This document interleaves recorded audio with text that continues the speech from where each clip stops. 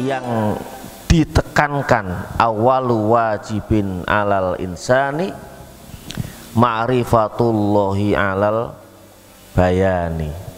Yang pertama kali wajib bagi manusia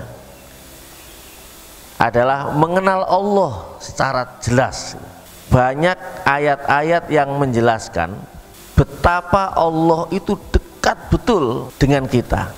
Jadi di surat Qaf ayat ke-16 itu Allah berfirman, walaqad khalaqnal insana, dan sungguh benar aku telah ciptakan manusia, wa na'lamu, dan aku mengetahui betul ma tuwaswisu bihi nafsuh, apapun yang disuarakan oleh hatinya, wa nahnu aqrabu, dan kami, aku kata Allah, lebih dekat ilaihi, kepadanya, min hablil warid, dari, ini ada yang menerjemahkan urat leher, ada yang menerjemahkan urat nadi. Jadi pengetahuan Allah kepada kita ini sangat detail, sangat detail.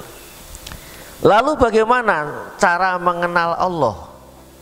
Mengenal Allah itu mengenal sifat-sifatnya, mengenal Allah lewat semua yang kita rasakan, kita ketahui, kita nikmati.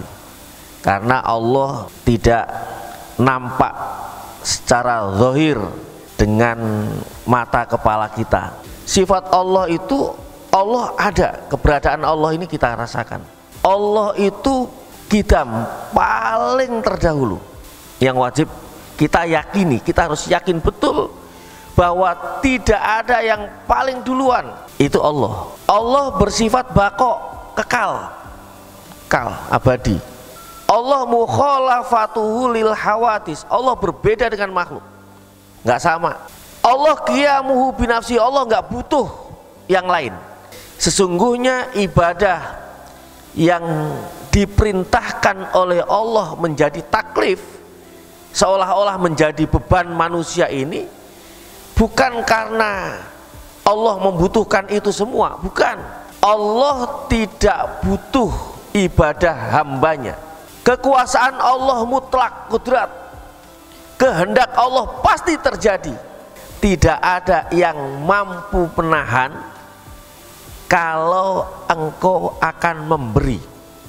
Siapapun yang akan menahan, kalau Allah kasih, nggak ada yang bisa.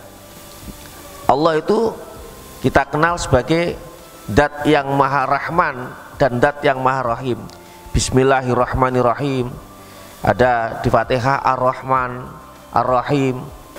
Rahman itu adalah Dat yang azuma ihsanuhu, banyak banget, agung banget, gede banget kebaikannya. Allah itu Dat yang baik banget, itu azuma ihsanuhu. Wadama imtinanuhu, Allah itu terus menerus memberi. Kita yakin bahwa Allah itu akan memberikan karunia-Nya pada saat yang tepat, saat dan kebutuhan yang tepat juga. Allah yang luar biasa tadi itu sayang banget sama kita. Allah yang sifat rahim, man sadda kulla faqatin walam yahmal duna tokoh.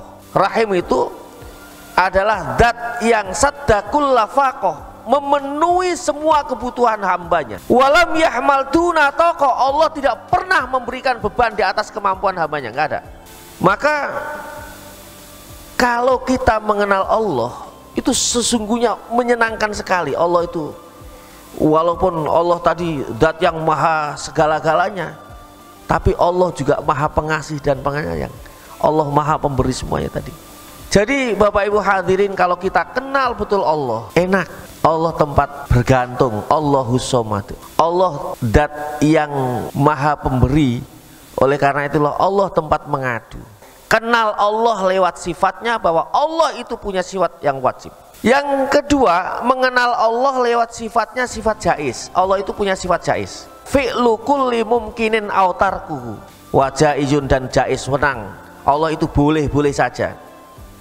Bifadlihi, karena keutamaannya Allah, karena memang Allah, anugerah Allah.